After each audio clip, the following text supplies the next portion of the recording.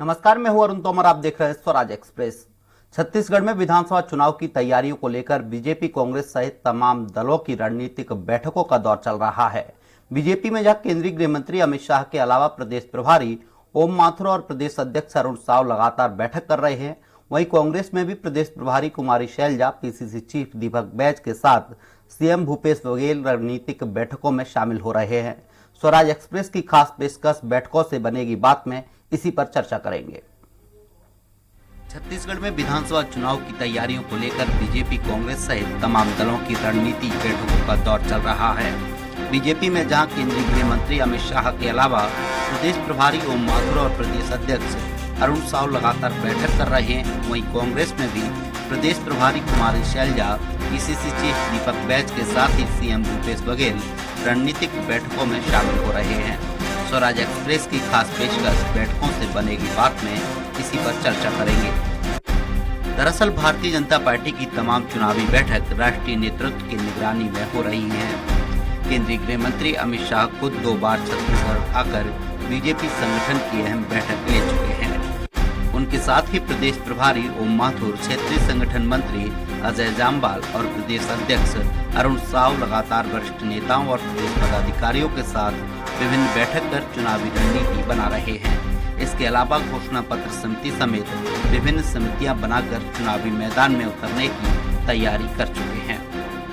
वहीं कांग्रेस के रणनीतिकारों की बैठक लगातार चल रही है।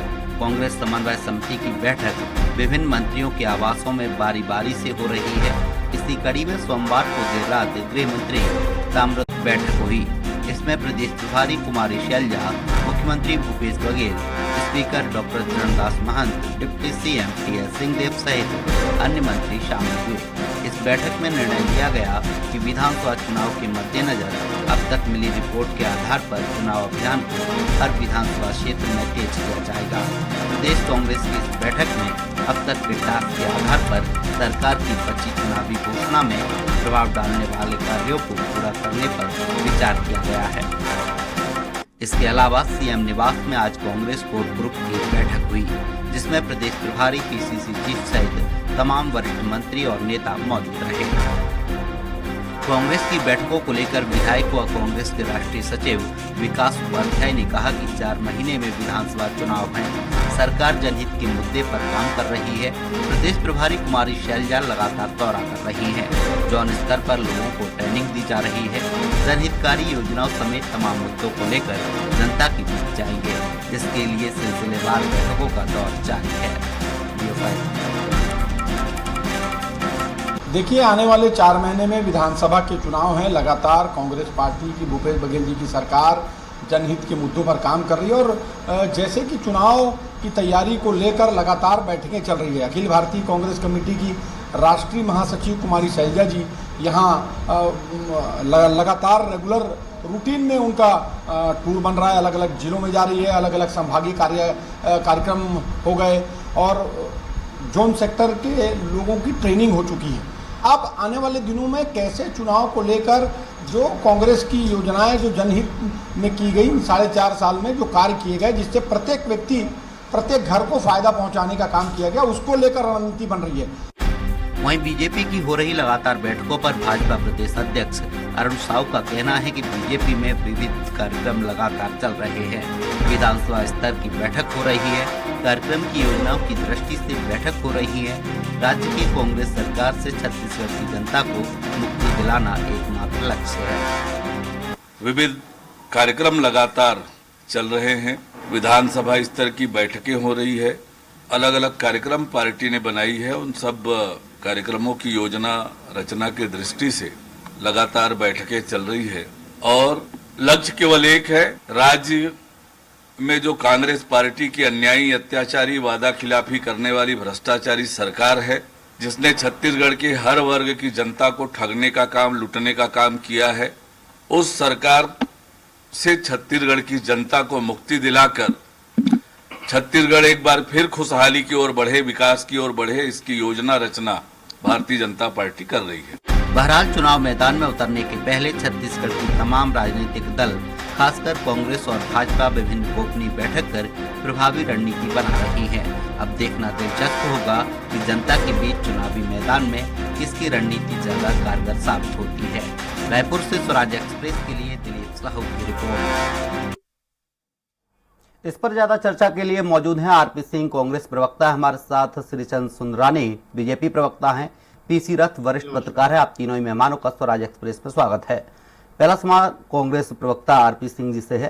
कांग्रेस में लगातार बैठकों का दौर चल रहा है, नए आपके प्रदेश अध्यक्ष बने हैं, उनका कहना है कि नई ऊर्जा के साथ नया तरीके से काम करेंगे और अपने कार्यकर्ताओं को, अपने पार्टी के पदाधिकारियों को चार्ज करेंगे और जनता के बीच में जाएंगे।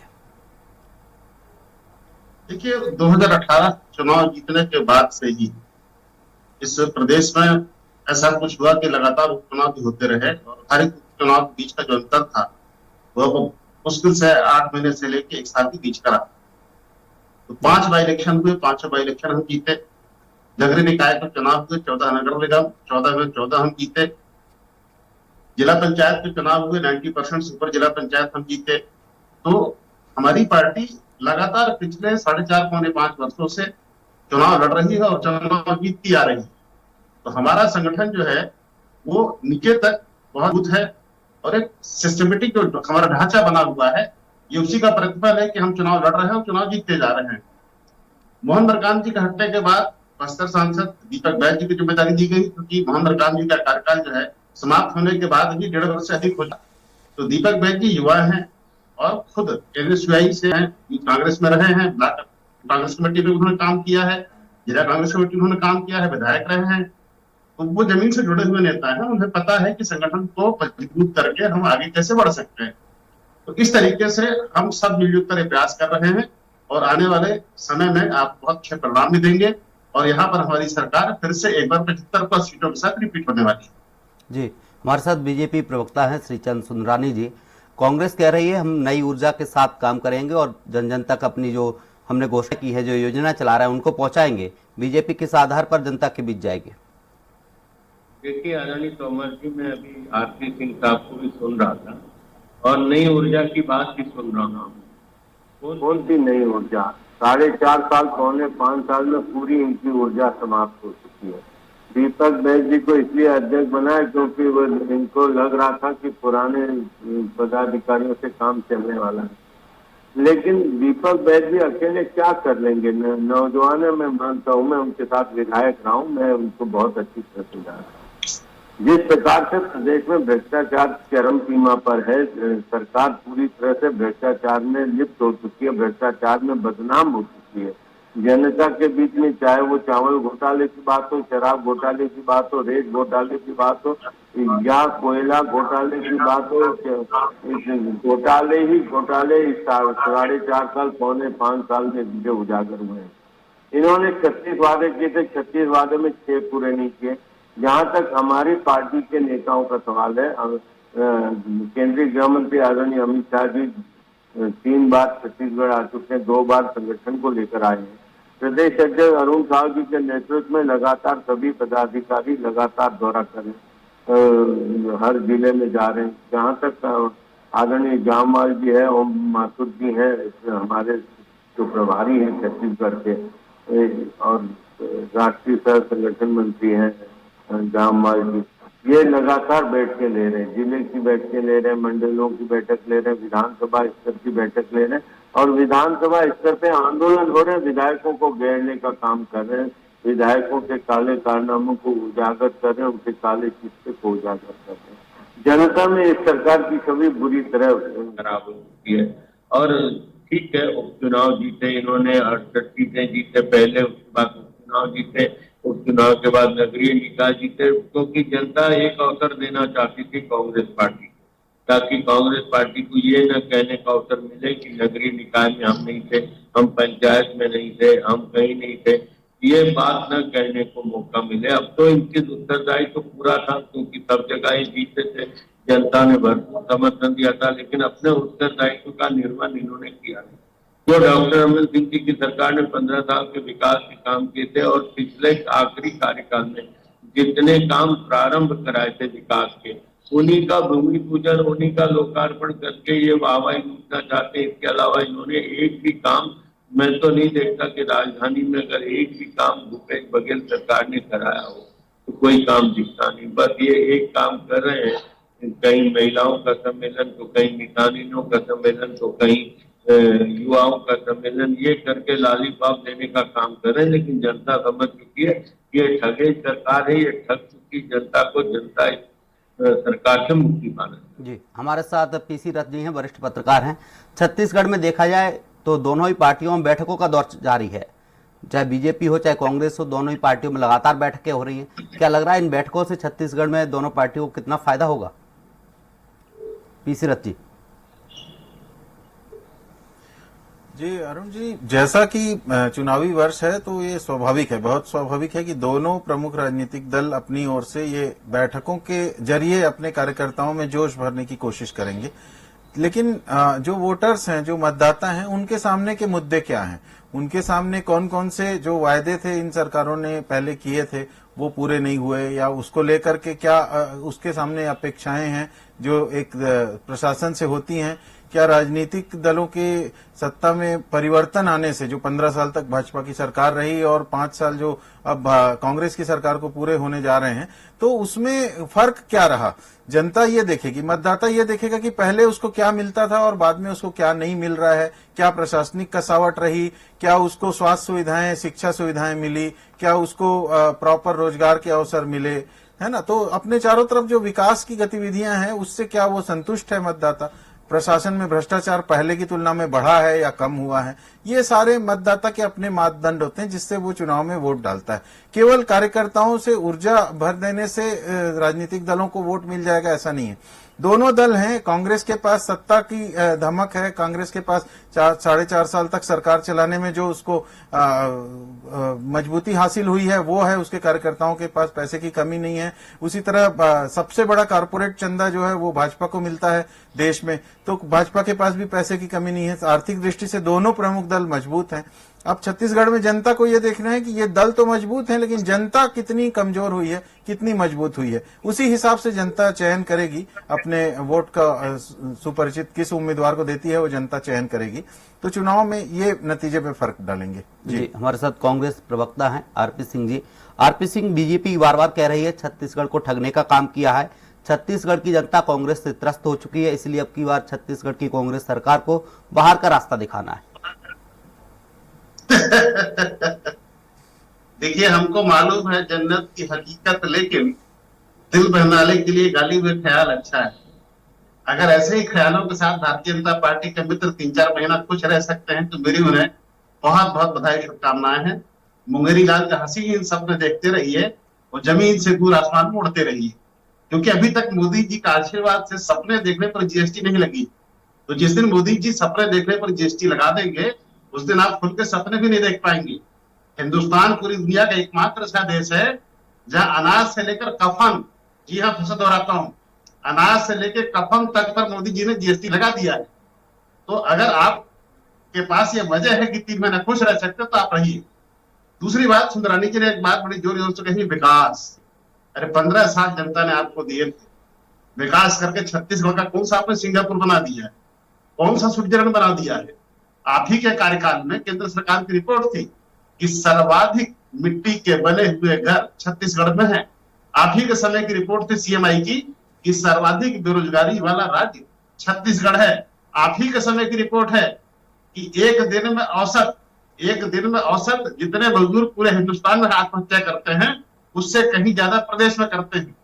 आप ही के समय की रिपोर्ट है कि सर्वाधिक आदिवासी महिलाओं के साथ उत्पीड़न की कार्रवाई कहीं होती थी तो यही होती थी।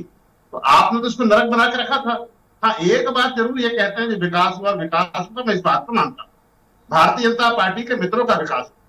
15 साल पहले जिस आदमी के पास चलाने के लिए टूटी हुई साइकिल होती थी, आज मर्सिडीज बेंज में घूमता है, लैंड रोवर घूमता है। तो विकास इनका हुआ है। हमारी सरकार ने प्रायोरिटी पे क्या रखा आप देखिए। हम जब सत्ता में आए हमने क्या कहा, नरवा गुरवा बारी हम वहां शुरू करेंगे गांव से।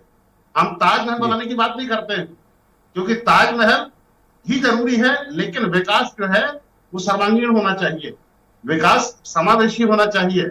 ऐसा विकास जो शहर में रहने वाले आदमी से लेकर गांव में रहने वाले अंतिम व्यक्ति तक पहुंचे, तभी सरकार की नीतियों का कोई फायदा है। वर्ग विशेष के लिए नीतियां बनाकर अडानी अंबानी को फायदा पहुंचाना भारतीय जनता पार्टी को आता है, हमको वो नहीं आता। हम महात्मा गांधी के रास्ते पर चलने वाले लोग हैं, और महात्मा गांधी ने कहा था कि वंचितों की कतार में जो सबसे आखिरी आदमी है उसकी मदद करते हैं, तो ये मान के चलिए कि हम ईश्वर की उपासना करते हैं। इसीलिए हमने देखिए हमारी जितनी नीति आई शहर से लेकर गांव तक, सबसे पहले हमने क्या किया, हमने करने के बाद सबसे पहला सरकार में हमने किया किसान का कर्जा माफ, लगभग 10,000 करोड़ रुपए का किसान का कर्जा माफ। दूसरा काम हमने क्या किया, बस्तर में जो लैंड बैंक के नाम पर आदिवासियों की जमीन छीनकर भारतीय जनता पार्टी के लोग रखे हुए थे टाटा के नाम पर, उसको हमने तुरंत जमीन को वापस करा। राहुल जी आए थे और जो उनको मुआवजे का पैसा मिला था वो भी उन्हीं के पास गया। हमारी सबसे बड़ी योजना इसके बाद जो आई, बिजली बिल हाफ, 400 यूनिट तक। 400 यूनिट मतलब जिस घर में एक एयर कंडीशनर चलता हो उस घर का बिजली बिल आधा। सोचिए देखिए आप, आज लगभग 2,500 करोड़ से ऊपर हम इसमें दे चुके हैं। आज मुख्यमंत्री मितान योजना देखिए, 22 प्रकार की सुविधाएं, आप टेलीफोन पर 14545 पर कॉल कीजिए, राशन कार्ड से लेकर आधार कार्ड तक घर पहुंच सेवा। आप गांव में जाइए, हाट बाजार क्लिनिक हमारे देखिए, साप्ताहिक बाजार लगते हैं गांव में साहब, कोई इलाज नहीं, कोई अस्पताल नहीं, लेकिन आप जाकर देखिए गांव में, देख कितना अच्छा लगता है कि जहां हाट बाजार लगा हुआ है, लोग आ रहे हैं, सामान खरीद रहे हैं, सामान बेच रहे हैं, वही उनका बीपी टेस्ट हो रहा है, वही उनका शुगर टेस्ट हो रहा है, वही उनका एनीमिया टेस्ट हो रहा है, और वही उनको मुफ्त दवाई भी दी जा रही है। तो हमारी सरकार की प्रायोरिटी में शहर से रहने वाले आदमी से लेकर गांव तक सब खुश नसीब हो, सबको जो है सुधार का लाभ मिले और विकास जो है समावेशी हो, इस पर हम काम कर रहे हैं और इसका फायदा निश्चित रूप से आने वाले चुनाव में मिले। हमारे साथ श्रीचंद सुंदरानी जी हैं, बीजेपी प्रवक्ता। कांग्रेस कह रही है हमारे सरकार में तो विकास हुआ, आपकी सरकार में लोगों के पास कच्चे मकान थे। आपकी सरकार में विकास हुआ, जो आपके सहयोगी थे साइकिल से चलते थे वो कार से चलने लगे। आपकी सरकार में सबसे ज्यादा आदिवासियों के साथ उत्पीड़न हुआ है। देखिए, सिर्फ सपने बेचने का काम भूपेश बघेल की सरकार कर रही है, और भूपेश बघेल जी के पार्टी के प्रवक्ता सपने दिखाने का काम कर रहे हैं। कांग्रेस कह रही है कि बीजेपी सपने देख रही है, बीजेपी कह रही कांग्रेस सपने देख रही है। आखिर ये सपने देख कौन रहा है फिर? कांग्रेस पार्टी सपने बेचने का काम करती है या तो मत। मैं आपको बता दूं, भारतीय जनता पार्टी ने जो विकास किया, आज बड़ी बड़ी सड़कें, बड़ी बड़ी इमारतें, बड़ी बड़े 4 लाइन 6 लाइन सड़कें अगर छत्तीसगढ़ में दिखती है, आवागमन के रास्ते, गांव को शहर से जोड़ने का काम, शहर से गांव को जोड़ने का काम अगर किसी ने किया तो डॉक्टर रमन सिंह जी की सरकार ने। एक उदाहरण तो आदरणीय आरपी सिंह जी बता दें कि छत्तीसगढ़ की 4.25 साल की कांग्रेस की सरकार ने कोई एक बड़ा 4 लाइन या कोई लोकार्पण, कोई अस्पताल, हम लोगों ने राजधानी में डीकेएस हॉस्पिटल बनवाया, हम लोगों ने एक्सप्रेसवे बनाया, हम लोगों ने जिला अस्पताल बनाया, हम लोगों ने जगह एक मेडिकल कॉलेज होता था छत्तीसगढ़ में, 10 मेडिकल कॉलेज तक पहुंचे तो हम छत्तीसगढ़ में रमन सिंह जी की सरकार के समय में पहुंचे। अगर आज इंजीनियरिंग कॉलेज और जितने शिक्षा के केंद्र खुले तो कहीं न कहीं डॉक्टर रमन सिंह जी की सरकार में। ये नरवा गुरवा बाड़ी की बात करते हैं, ये कहाँ है इनकी गौठाने, कहाँ? पिछले दिनों हम लोगों ने घूम घूम के मीडिया को दिखाया कि गौठानों के नाम पे कितना शर्म कर रहे हैं यहाँ के बोले वाले लोगों को। न गाय है, न गाय का चारा है, न गोबर है, सिर्फ लूट मची है छत्तीसगढ़ में इस सरकार में। सिर्फ लूट के अलावा कुछ भी नहीं है। लोगों को गुमराह करने का काम ये सरकार करती है। निश्चित रूप से भारतीय जनता पार्टी को हरा के लोग पछता रहे हैं। अब वो दिन गिन रहे हैं कि कब चुनाव होगा, और चुनाव होने के बाद फिर से भारतीय जनता पार्टी के विकास के चौमुखी विकास करने वाली पार्टी फिर से सरकार में आई। आरपी सिंह जी, बीजेपी कह रही है कि लोग पछता रहे हैं, एक बार कांग्रेस को मौका दे दिया, कांग्रेस से इतने पीड़ित हो गए लोग कि बस देख रहे हैं कि कब चुनाव आए और कब कांग्रेस को बाहर का रास्ता दिखा दें। देखिए, एक बात श्रीचंद्र ने बहुत कही, इन्होंने अस्पताल बनाया, इन्होंने ऐसा अस्पताल बनाया जिसका नाम पहले हुआ करता था DKS hospital, Dau Kalyan Singh hospital उसका नाम हुआ करता था। और वो दाऊ कल्याण सिंह बहुत बड़े जमींदार हुआ करते थे, जो कि दानदाता भी सबसे बड़े थे। उनकी दान की भी जमीन पर अस्पताल बना, इसलिए उनकी मेमोरी में उसका नाम रखा गया था डीकेएस अस्पताल, दाऊ कल्याण सिंह अस्पताल जी। फिर मुख्यमंत्री रमन सिंह बने, उसका उनके दामाद बने डॉक्टर पुनीत गुप्ता। पुनीत गुप्ता ने साहब सरकारी अस्पताल को बेच खाया, उसको मर्डर कर दिया, किसी को पता नहीं चला खानो काल। फिर बाद में उसका नाम बदलकर मीडिया ने कर दिया डीके का मतलब दामाद का अस्पताल, डीके हॉस्पिटल, दामाद का अस्पताल। तो सरकारी प्रॉपर्टी को गिरवी रखकर बैंक से कोई लोन ले ले, ऐसा उदाहरण इस राज्य में कभी देखने को नहीं मिलता है। और श्रीचंद भाई के लिए अगर वही विकास है तो ये समझ में आता है कि विकास की परिभाषा भारतीय जनता पार्टी के लिए क्या है। बीजेपी तो कह रही है हमने मीडिया के सामने पोल खोलने का काम किया था, गौठानों में जा जाकर हमने जनता को दिखाया था, मीडिया को बताया था कि क्या हुआ है, क्या हुआ, दिखा कुछ रहे हैं, हो कुछ और रहा है। देखिए असल में क्या है, भारतीय जनता पार्टी को छत्तीसगढ़िया और यहाँ की संस्कृति से नफरत है। सुन लीजिए सही, सुन लीजिए, यहाँ की संस्कृति से नफरत है।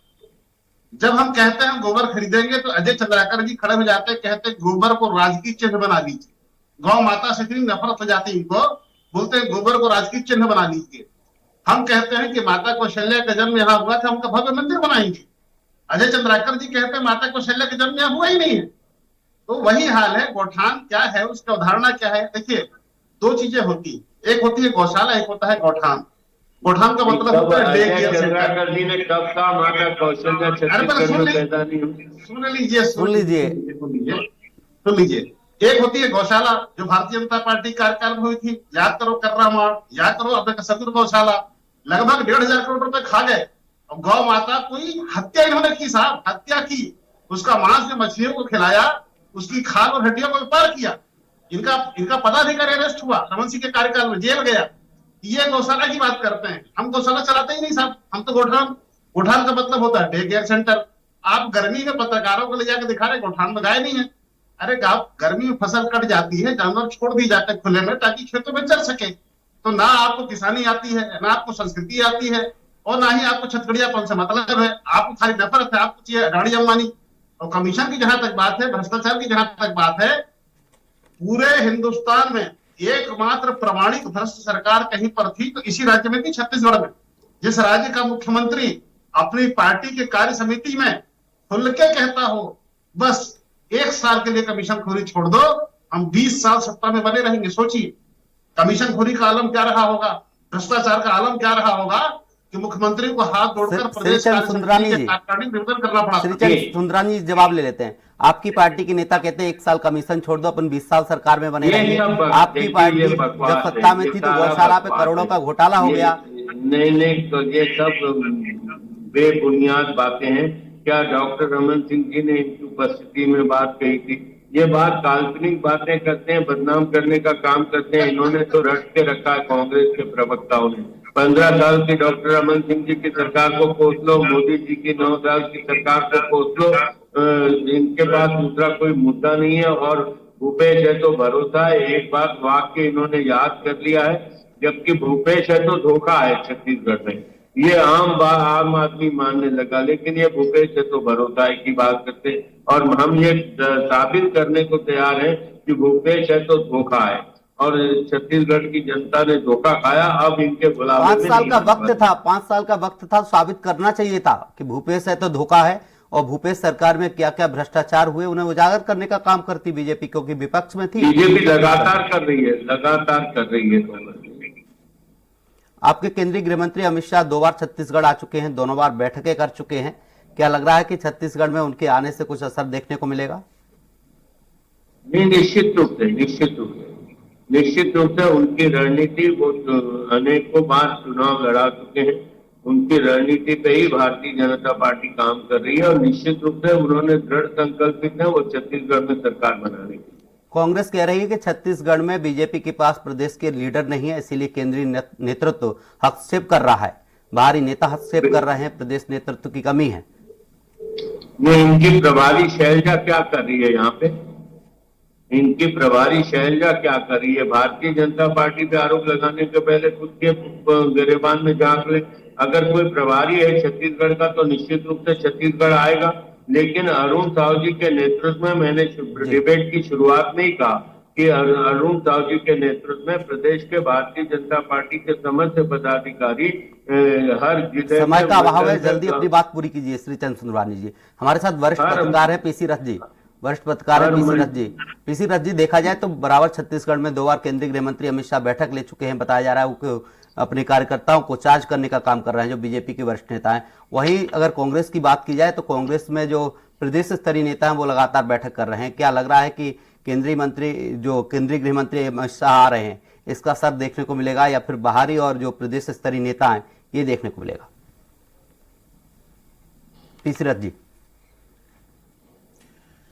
चुनाव तैयारियों में भाजपा के पास नेतृत्व का संकट है, ये तो है, स्पष्ट है। और भाजपा ने पिछले जो मुख्यमंत्री थे डॉक्टर रमन सिंह, उनके नेतृत्व में चुनाव नहीं लड़ रहे हैं, ये पहले घोषित किया था।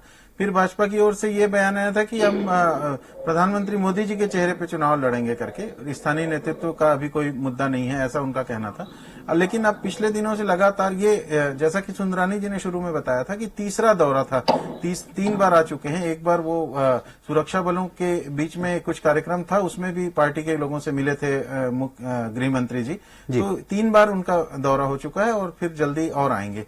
तो ये और राजनाथ सिंह भी आके जा चुके हैं। और इस तरह से लगातार केंद्रीय मंत्रियों का फोकस जो है छत्तीसगढ़ बना हुआ है, क्योंकि भाजपा किसी भी सूरत पे विधानसभा चुनाव में अपने पत्ते जो है वो छोड़ना नहीं चाहती और किसी भी दृष्टि से वो यहाँ पर अपनी सीटें बढ़ाना चाहती है, सरकार बनाने के लिए कृत संकल्पित है।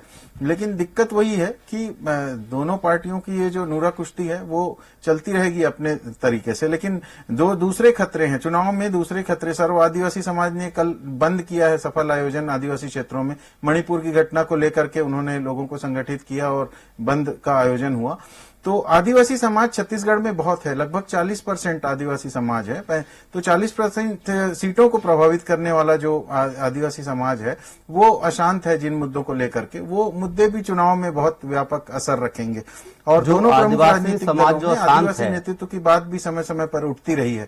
तो उन मुद्दों को जी अशांत है, तो उसको लेकर के चुनाव के पहले निश्चित रूप से समय का अभाव है, अपनी बात जल्दी रखिए, समय का अभाव। पीसी रथ जी, भाजपा के पूर्व मध्य आप तीनों ही मेहमानों को तमाम जानकारी के लिए बहुत बहुत शुक्रिया। आरपी सिंह कांग्रेस प्रवक्ता हमारे साथ जुड़े थे, श्रीचंद सुंदरानी जी बीजेपी प्रवक्ता हमारे साथ जुड़े थे, पीसी रथ जी जो कि वरिष्ठ पत्रकार हैं। आप तीनों ही मेहमानों का तमाम चर्चा के लिए बहुत बहुत शुक्रिया। फिलहाल हमारी इस चर्चा में इतना ही। आप देखते रहे ईश्वर आज एक्सप्रेस। नमस्कार।